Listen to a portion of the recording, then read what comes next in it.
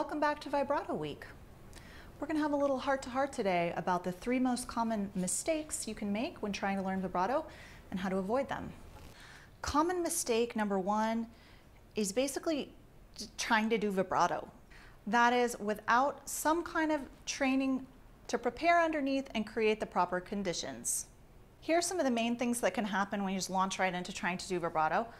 There's the freeze, which basically goes like this. You're playing a long, glorious note, and then you decide you're going to add vibrato because you get so moved that everything locks down.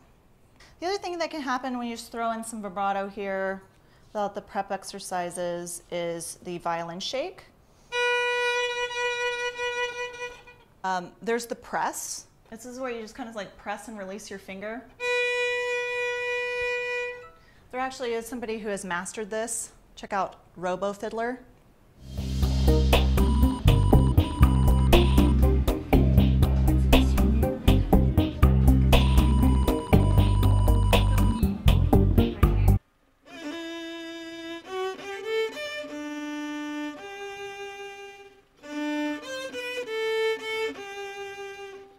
And it would work for you too if you had the bionic rubber fingertips.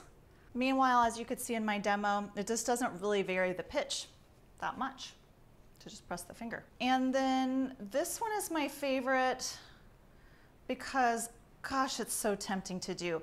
But this is when you combine arm vibrato, which should be like this, with wrist vibrato, and then you end up with this kind of movement where this takes all this away, and then the finger doesn't move at all. So this is what this sounds like.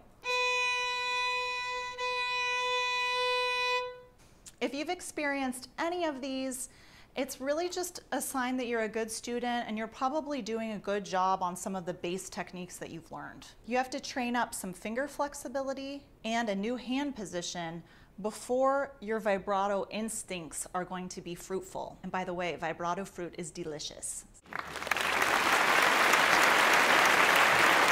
Common vibrato mistake number 2 is learning wrist vibrato first.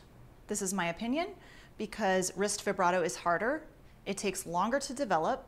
This is one of the big differences between training a kid versus training an adult.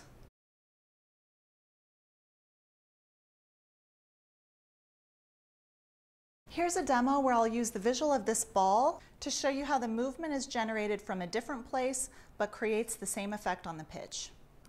I was going to do this with the violin, but it was a disaster. I thought I could just balance this between the D and the A string, but no, it just rolls off. So here I have the ball on what you could imagine, you know, kind of it could be the strings. And so here's our regular left hand position. I can open from the elbow, or I can bend from the wrist. If I bend from the elbow and the wrist, the ball doesn't move. That's not good.